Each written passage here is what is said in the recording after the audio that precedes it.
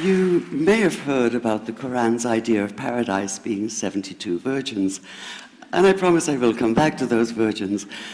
But in fact, here in the Northwest, we're living very close to the real Quranic idea of paradise, defined 36 times as gardens watered by running streams.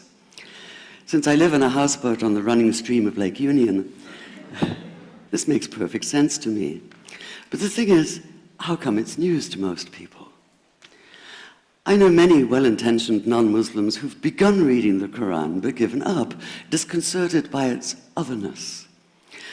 The historian Thomas Carlyle considered Muhammad one of the world's greatest heroes, yet even he called the Quran as toilsome reading as I ever undertook, a wearisome, confused jumble. Part of the problem, I think, is that we imagine that the Quran can be read as we usually read a book, as though we can curl up with it on a rainy afternoon with a bowl of popcorn within reach, as though God, and the Quran is entirely in the voice of God speaking to Muhammad, were just another author on the bestseller list. Yet the fact that so few people do actually read the Quran is precisely why it's so easy to quote. That is, to misquote.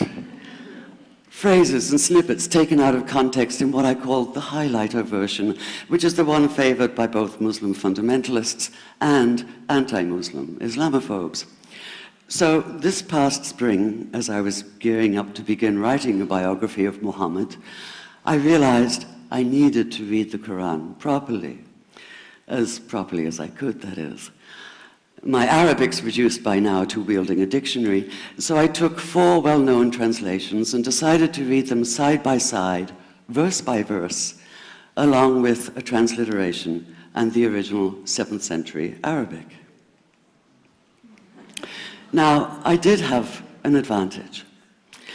My last book was about the story behind the Shia-Sunni split, and for that I'd worked closely with the earliest Islamic histories, so I knew the events to which the Quran constantly refers, its frame of reference.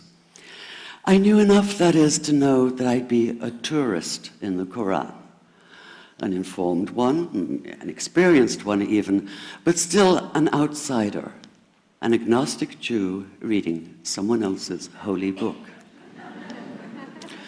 So I read slowly. I'd set aside 3 weeks for this project, and that, I think, is what is meant by hubris, because it turned out to be 3 months. I did resist the temptation to skip to the back where the shorter and more clearly mystical chapters are, but every time I thought I was beginning to get a handle on the Quran, that feeling of, I get it now, it'd slip away overnight, and I'd come back in the morning wondering if I wasn't lost in a strange land. And yet the terrain was very familiar. The Quran declares that it comes to renew the message of the Torah and the Gospels, so 1/3 of it reprises the stories of biblical figures like Abraham, Moses, Joseph, Mary, Jesus. God himself was utterly familiar from his earlier manifestation as Yahweh, jealously insisting on no other gods.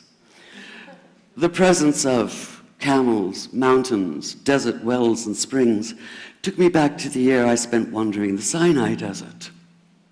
And then there was the language, the rhythmic cadence of it, reminding me of evenings spent listening to Bedouin elders recite hours-long narrative poems entirely from memory.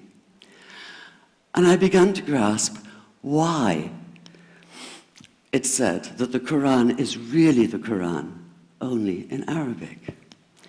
Take the Fatiha, the 7-verse opening chapter that is the Lord's Prayer and the Shema Israel of Islam combined. It's just 29 words in Arabic, but anywhere from 65 to 72 in translation. And yet the more you add, the more seems to go missing.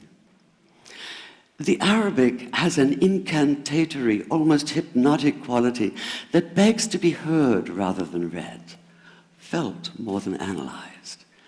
It wants to be chanted out loud, to sound its music in the ear and on the tongue. So the Quran in English is a kind of shadow of itself, or as Arthur Arbery called his version, an interpretation. But all is not lost in translation. As the Quran promises, patience is rewarded, and there are many surprises. A degree of environmental awareness, for instance, and of humans as mere stewards of God's creation, unmatched in the Bible. And where the Bible is addressed exclusively to men, using the second and third person masculine, the Quran includes women, talking, for instance, of believing men and believing women, honorable men and honorable women. Or take the infamous verse about killing the unbelievers. Yes, it does say that, but in a very specific context. The anticipated conquest of the sanctuary city of Mecca, where fighting was usually forbidden. And the permission comes hedged about with qualifiers. Not you must kill unbelievers in Mecca, but you are allowed to, but only after a grace period is over. And only if there's no other pact in place. And only if they try to stop you getting to the Kaaba. And only if they attack you first. And even then, God is merciful, forgiveness is supreme, and so, essentially, better if you don't. This was perhaps the biggest surprise. How flexible the Quran is, at least in minds that are not fundamentally inflexible. Some of these verses are definite in meaning, it says, and others are ambiguous. The perverse at heart will seek out the ambiguities, trying to create discord by pinning down meanings of their own. Only God knows the true meaning. The phrase, God is subtle, appears again and again.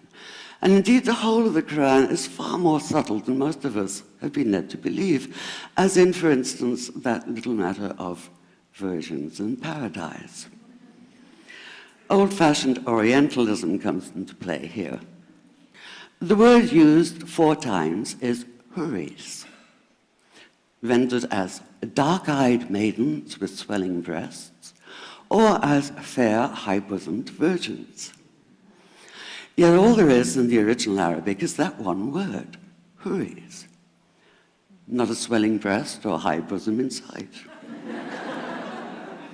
Now, this may be a way of saying pure beings, like in angels, or it may be like the Greek kouros or kore, an eternal youth.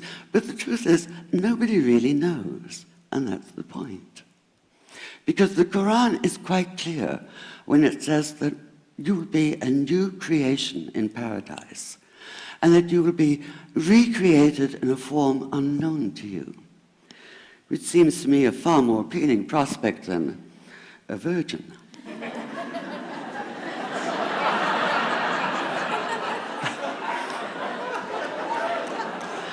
And that number 72 never appears.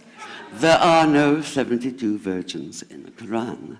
That idea only came into being 300 years later, and most Islamic scholars see it as the equivalent of people with wings sitting on clouds and strumming harps.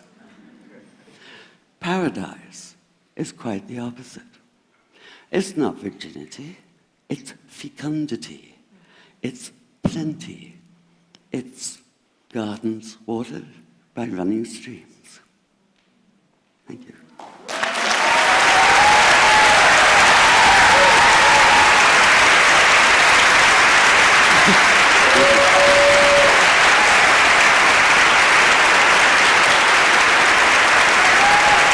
الله نزل أحسن الحديث